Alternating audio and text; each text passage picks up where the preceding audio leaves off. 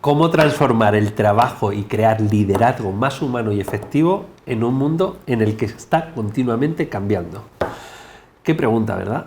Pues para eso me la va a responder Javier Garzás, que lleva más de 20 años con llevando la metodología Agile al mundo, con más de 200 empresas habiéndoles formado y con más de 2.000 o 200.000, ya no sé, 20.000 alumnos ya en su haber.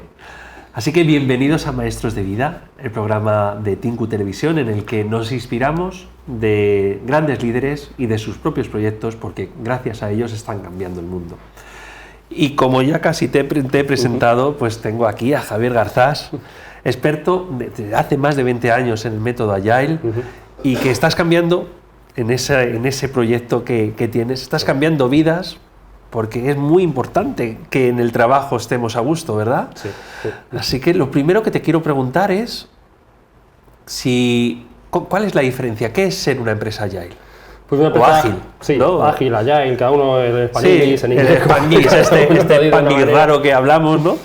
Pues mira, yo lo resumo siempre en 3 palabras. Es más bien una cultura que una metodología. Y es una cultura que se basa sobre todo en el cambio bienvenido, siempre voy a cambiar, todo cambia, lo único constante es el cambio. Y las personas por encima, los que descubren cómo son las mejores maneras de trabajar son las personas. Los que saben si vamos en el rumbo correcto son las personas. Y un tercer punto que yo siempre le pongo y es una orientación al valor o a aportar algo. Realmente lo que estamos haciendo está teniendo una repercusión ahí fuera, le gusta a la gente, cambio a la sociedad, estoy haciendo algo o estoy haciendo el egocentrismo de creer que lo que yo hago es lo mejor, pero no revierte fuera. Esos son los 3 pilares fundamentales. ¿Y cómo una empresa puede saber si está haciendo esta metodología o esta cultura, está dentro de esa cultura respecto a no hacerlo? Porque en realidad, dentro de ese egocentrismo que tú dices, hay mucha gente que ni siquiera se mide. Sí, fíjate que el mayor, yo le llamo mucho el lado oscuro, el mayor lado oscuro que tenemos ahora mismo en las organizaciones no ágiles es esa cultura de la industrialización. Entonces lo ves muy claro con las jerarquías súper grandes, cuando hay alguien que es el jefe que le dice a todo el mundo lo que tiene que hacer y la gente se desvincula de trabajar o participar en la gestión. Lo ves cuando las personas no son lo más importante, o lo ves con cosas muy de la industria que es las horas. Lo más importante es cuántas horas está alguien. El mejor es el que se queda más tarde, el que echa más horas parece que tiene más valía, y es esa cultura muy fuerte que hemos tenido y que nos han educado, que es la de la industria, la de hacer cosas físicas, la del taller, la de la herrería, la de la fábrica de coches. Sí, y que gracias a Dios todo eso está cambiando, y está cambiando a metodologías y a culturas como la que tú planteas. Pero tú, ¿cómo ves que está cambiando en el sector, en la industria? ¿Es una realidad que realmente va cambiando o todavía estamos en el camino? Ha cambiado mucho por necesidad en muchos sectores, porque ha habido muchos sectores que o cambiaban o se quedaban fuera. Ya. O sea, hemos llegado a un punto en el que las cosas van tan rápido, es tan difícil descubrir qué quiere ahí fuera mis usuarios o mis clientes, que la única manera es con inspección, adaptación, con el error como cultura. Es decir, yo hago algo y si me equivoco no es un problema, es un aprendizaje. Y en ciertos sectores muy competitivos, sobre todo los de base tecnológica, en lo que se mueve muy rápido, más aún, hoy todavía muchísimo más con el tema de la inteligencia artificial, sí. Hemos visto que es una herramienta que o estás o te quedas fuera. Pero Javier, en esto incluso estoy yo pensando y digo, en esa evolución, los que podrían quizá quedarse más parados, que son las grandes multinacionales o esas industrias automovilísticas, ¿no? Uno de los grandes proyectos, el Kaizen también, ¿no? Sí. Viene de una empresa de coches. Sí. O sea, lo que se puede considerar que como es tan grande, son más difíciles, son esos elefantes que les cuesta moverse, pero sí están trabajando con metodología y con cultura Agile. Sin embargo, una empresa mucho más pequeña de 5 personas están en eso que me has contado, justo lo contrario, en el que mira las horas, en el que la persona no es el centro. ¿Por qué está pasando esto? También depende un poco en el contexto en el que te muevas. Yo creo que también es mucho como la competitividad la que tengas. Es decir, si tú te mueves en un entorno en que tienes el nicho y prácticamente es un monopolio, pues la necesidad de agilidad es menos. Claro. Cuanto más competitivo sea tu entorno, más rápido se mueva, una disrupción tecnológica te puede dejar fuera. Estás muy forzado, que te va a llevar solo a que tengas que hacer las cosas de una manera diferente. Y tenemos muchísimos ejemplos de hacer las cosas como siempre y quedarse fuera del sector. Y es una evidencia y cada vez va a ser más. Estamos muchísimo más focalizados en ese instante. Pues dejadme que le voy a hacer una pregunta a la audiencia, porque quiero que vayáis también a los comentarios del vídeo y nos pongáis cuáles son esos obstáculos que estáis viendo vosotros en vuestras propias empresas. ¿Qué necesitáis para que de esa forma también nos retroalimentemos y entendamos dónde están esos problemas y que luego también Javier, incluso en ese vídeo, nos puedas hasta dar contestación, ¿no? O sea que os invito a que nos respondáis. Y si hablamos de esos problemas, Javier, ¿cómo sería cómo podríamos afrontar como empresa los primeros pasos para empezar a asumir una cultura ágil? Pues hay una frase que utilizamos mucho que es el líder que da ejemplo, y yo creo que un líder que quiere mover, porque la palabra líder es fuerte, a una organización a que sea ágil es el que tiene que tener una visión de hacia dónde quiero llevar el equipo en agilidad. En vez de coger y decirle a la gente qué es lo que tiene que hacer, cuál es el camino, cuál es ese micromanagement para salir de esa tormenta, en agilidad lo que decimos muchas veces es que yo tengo que mostrarle cuál es el objetivo al que yo voy y que sea el equipo el que descubre las mejores maneras de hacer las cosas. Porque la cultura que buscamos, que no es algo en lo que nos hayan educado, porque hemos vivido en una cultura muy jerárquica, muy del jefe, muy del yo, es una cultura muy del nosotros, una cultura muy del equipo. Y el equipo ese es el equipo el que lidera hacia dónde voy. El líder pone el objetivo hacia donde yo quiero llegar. Claro, también es el famoso One Team, ¿no? El único equipo en el que todos trabajamos a la una, en el que... Pero ¿cómo debe ser ese líder? Porque si un líder al final quiere hacer un equipo, pero lo que se dedica es a mandar, no es el líder ágil, ¿no?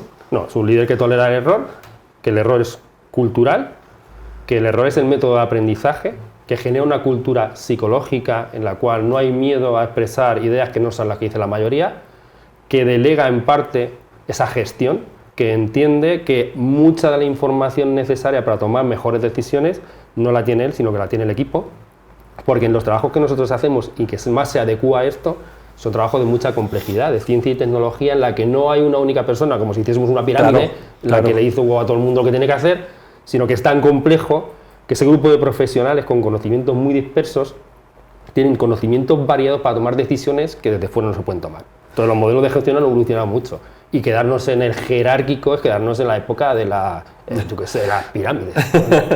Totalmente. Pero también es verdad que si el líder también intenta asumir esa cultura, pero por debajo el equipo no la termina de entender y al final no son proactivos, también es un buen obstáculo para el propio líder, ¿no? Y ¿cómo puedes superar ese obstáculo? Porque ¿cuál es el próximo paso que tendría que hacer cuando ve que su equipo no es proactivo? Mira, esto en gestión del cambio, en cualquier cambio, hay una cosa súper importante y es ese sentimiento de urgencia. O sea, un líder para provocar un cambio, pero te vale, no hace falta que lo llevemos a agilidad y a empresas grandes. O sea, si quieres dejar de fumar, quieres hacer deporte, quieres cambiar algo en tu vida, típicamente para los humanos normales, aparte de una visión, necesito un sentimiento de urgencia. De que la situación en la que estoy no es la mejor y tengo que empezar a salir de ella. No hay que confundirlo con el miedo, porque el miedo te paraliza. Es que justo es lo que te iba a decir, ¿no? Que cómo diferenciamos urgencia de miedo. Pues el miedo paraliza, te quedas bloqueado, te da mucho pánico lo que puede pasar en el futuro, y el sentimiento de urgencia es no vamos bien si en el futuro continuamos de esta manera. Y sin un sentimiento de urgencia, por mucho que digamos, no va a haber un cambio. Entonces el líder de transformación ágil busca la visión y el sentimiento de urgencia. ¿Y hay alguna forma de encontrar ese sentimiento de urgencia o hay que trabajar también a nivel de empresa, en los objetivos, también cuando se marcan las estrategias anuales? ¿Cómo se trabaja esa urgencia? Pues se trabaja haciendo transmitir al resto de la organización la situación en la que estamos, el rumbo que tenemos y hacia dónde vamos si no tomamos un cambio diferente, dónde está mi entorno, cómo puedo verme, hacia dónde voy, y cómo la situación en la que estoy yo actualmente probablemente no sea la que mejor me va a dejar en el próximo futuro, próximos pasos. De hecho, ejemplos de empresas que creían que no iba a pasar nada tenemos muchísimas. Claro, dime algún ejemplo de estos. Además, tú has estado en muchas empresas y seguramente has visto muchos cambios también, ¿no? Pero hay famosas que no cambiaron y que ya a día de hoy no están ni siquiera con nosotros, Kodak, ¿no? ¿dónde está Kodak? Está vendiendo tarjetas, ¿no? Claro, y mismamente en el mundo software, ¿dónde está Nokia? O sea, hay Claro. muchísimos, o sea, ejemplos hay muchísimos. En los de España no te los puedo contar porque son privados, pero muchísimos líderes, muchísima empresa grande, dinosaurio, pensó que nunca iba a cambiar su modelo de negocio. Y no quiso ver los inputs de señales que llegaban desde muchísimos ángulos. Y de hecho, vamos, a esto no me la voy a jugar, pero cómo está Google ahora y cómo estaba antes. Cómo está OpenAI con la IA y el ChatGPT y los buscadores, o Perplexity, haciéndole que se mueva un poco. Son sectores que, no es que diga que vaya a morir Google, pero oye, nunca se había estremecido Sí, algo. no, a ver, Google siempre ha sido Google, pero es verdad que si no cambia, dejará de serlo, igual que le pasó a Kodak. Claro. ¿No? O sea, es justo lo que comentábamos al principio, es un mundo lleno de cambios. Claro. Es que lo único constante es el cambio. O sea, cambian los proyectos, cambia la tecnología, cambia la sociedad, cambia todo. O sea, no podíamos esperar nada. O sea, las cosas que tenemos ahora eran impensables. O sea, todo el tema de la IA generativa a nosotros nos está cambiando. Es que cambia la agilidad. Sí. Es que la agilidad viejuna que había al principio de los 2000 ya no nos vale. Porque Sí. ha cambiado cómo creamos los productos. Es que estamos viendo como incluso yo, que yo soy informático, trabajo en muchas empresas que hacen productos de base tecnológica, estamos viendo como la figura del propio programador, que era incuestionable, está cambiando. O sea, no digo que esté desapareciendo, pero está cambiando muchas cosas. Sí, hasta el propio programador ya con el ChatGPT le puede ayudar al programador. O sea, un ChatGPT puede hacer cualquiera de los trabajos de cualquier persona. No es para que lo haga, pero sí para que le apoye. Ahora mismo estamos en la fase de apoyo. O sea, fíjate que en equipos, o sea, una pieza fundamental en agilidad siempre ha sido el equipo. El equipo, porque es un conjunto de personas que hacen un producto intelectual con la unión de las mentes de todas las personas. Esa era la clave que diferenciaba nuestro modelo de trabajo en nuestro sector del industrial, que era gente que al final hacía un producto y se repetía muchas veces. Sí. Pero el trabajo que teníamos hecho con equipos durante 20 años ya no nos vale. Ahora no nos vale, porque empezamos a ver equipos más pequeños que colaboran con copilotos de IA. Claro. Entonces, los modelos de gestión, en el caso nuestro ágil, que utilizábamos cuando hace 20 años las cosas eran de una manera, ya no nos vale. Entonces, el propio cambio en agilidad, es que ya te digo, hay Es que hasta la propia cultura ágil Claro. se tiene que cambiar, ¿no? hay una agilidad también oscura. Igual que el lado oscuro de la industrialización, hay una agilidad oscura que no supo cambiar. Y Claro. estamos ahora en una disrupción de la propia agilidad. No, esto es ¿cómo es esto no me sale, la coletilla esta que se muerde la cola o no sé qué. La pescadilla. La pescadilla. Sí, es que yo soy muy malo para los nombres, no me acuerdo ni de los nombres de los peces, imagínate. Sí. Y me gusta mucho además que lo plantees desde tu comunicación, hablando del lado oscuro, trayéndote una camiseta, un jersey de Marvel, ¿no? De Capitán América. Porque también es mucho más visual, ¿no? El cómo lo haces, me gusta un montón, el cómo lo estás moviendo en redes. ¿Cuántos seguidores tienes ya también en YouTube? En el newsletter 18.000. 18.000, o sea que como decía antes también Maggi, ¿no? Quizá era un tema que dices, ¿a quién va a buscar algo de Agile en YouTube? Pues sí, que hay comunidades que lo buscan y tú lo lideras, ¿no? Claro. Pero porque además yo creo, bueno, siempre lo hemos dicho, o sea, no vale de nada una buena idea si no sabes comunicarla. Y una manera muy buena de comunicar son las metáforas. Entonces yo lo utilizo mucho, ¿no? Entonces, ¿cuál es el eslogan del Capitán América? El cambio, la constancia. El perseguir, perseguir, perseguir hasta conseguirlo. Y el lado oscuro, pues, es esa parte industrial, que no está mal, porque yo no digo que esté mal la industrialización. Yo para mí el lado oscuro es... Darth Vader siempre estará y somos muchos los seguidores de Darth Vader. Pero Darth Vader mola. El lado oscuro es llevarte una manera de trabajar y una cultura que genera insatisfacción en la gente, personas desmotivadas, productos y servicios que no es lo que quiere la sociedad, carencia de valor, empresas que no saben cambiar y desaparecen como los ejemplos que hemos puesto. Eso es el lado oscuro. Eso es. Y para no estar en el lado oscuro, entonces, si alguien se siente en el lado oscuro y levanta la mano, ¿qué tiene que hacer?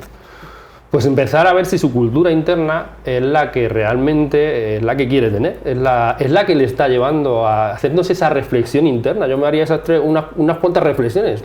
¿Realmente estoy yo diciéndole a todo el mundo lo que tiene que hacer? ¿Estoy dejando que la gestión haya fluido? ¿Estoy creando una empresa que es más una red de inteligencia? Fíjate, si es que hay que llevarlo a los ejemplos súper simples. Sí. ¿Cómo se gestiona la naturaleza?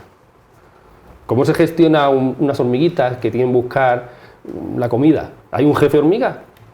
Unos peces, un banco de peces, unos pájaros que van. Hay un sistema en el cual hay agentes, cada uno con su información, que para sistemas muy complejos como son estos, porque son sistemas complejos, Sí. tenemos redes de conocimiento disperso. Entonces tengo esa organización, estoy haciéndome constantemente el ejercicio de salir de la zona de confort. Yo siempre digo que en mi profesión, lo que yo hago de hace 20 años, aparte de estudiar esto y contárselo a mucha gente, es sacar a la gente de la zona de confort. Si no sales de la zona de confort no estás cambiando. Entonces, si yo en mi organización no salimos de la zona de confort frecuentemente, probablemente nos estemos yendo hacia una cultura ágil. Y más de 200.000 personas han salido de su zona de confort gracias a ti. Sí. De todas esas 200.000, ¿alguna historia que nos inspire? Pues se inspira, mira, de organizaciones que prácticamente estaban a punto de cerrar, a encontrar un nicho de negocio simplemente por empezar a probar cosas diferentes de manera experimental, que antes se pensaban que era imposible poder hacerlas. De organizaciones que tenían problemas culturales de mucho choque entre personas. Yo he visto sitios que, bueno, se han pegado, pero había unas tensiones muy fuertes. A empezar a ver que había otras maneras de trabajar, que a lo mejor la dispersión en la toma de decisiones genera culturas mucho más enriquecidas y genera culturas mucho más potentes, y así en muchísimos casos. Y ya para acabar, porque dentro también de esta metodología, de esta cultura, digo todo el rato metodología, pero es que, como tú has dicho desde el principio, no es una metodología, ya ha evolucionado a ser una cultura. La persona está en el centro, como también comentas, ¿no? Y cómo la gente desde esta cultura realmente se empiezan a escuchar como son.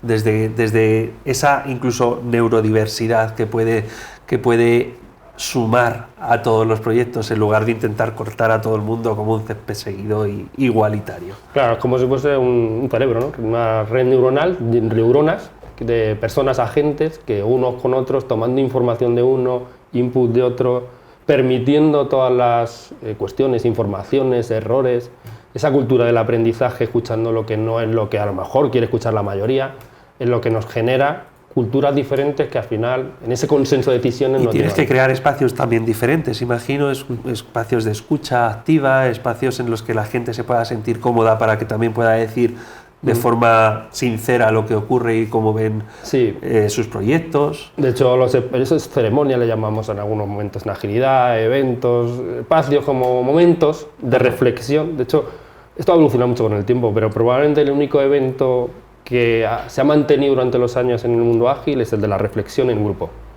O sea, es difícil ver una cultura ágil que no hay una reflexión grupal a nivel de equipo, horizontal, en periodos pequeños de tiempo. Y esa reflexión es qué podemos hacer mejor y qué vamos a probar nuevo que no hemos hecho antes. O sea, si no hay una reflexión de qué vamos a probar nuevo, que le llamamos experimento muchas veces, ¿no? Para quitarle el miedo al cambio o algo que puede fallar. Un experimento es algo que puede fallar y que lo he hecho antes, ¿no? Eso es. Esa palabra experimento es una palabra muy poderosa en gestión del cambio ágil. Experimentamos. Yo voy a muchos sitios y le digo, ¿cuándo fue el último experimento? Sí, pilotos. Yo hablo mucho de pilotos. Yo digo el experimento porque le quita mucho el miedo a la gente. Entonces, mira, un experimento... me lo apunto para la multinacional. Y es algo que no he hecho antes, lo puedo probar, y si pasa algo malo no pasa nada porque es un experimento y quita ese miedo, ¿no? Entonces, ¿cuándo fue el último experimento? Entonces, si el último experimento fue hace un año, pues mala pinta tiene eso. O sea, estamos experimentando de manera constante, inspección, adaptación con error controlado. Muy bien. Pues esto no es un experimento, esto es Maestros de Vida, y con esto os dejo, pero no os vayáis porque os voy a dejar un poquito más de información de programas de Tinko. Muchas gracias.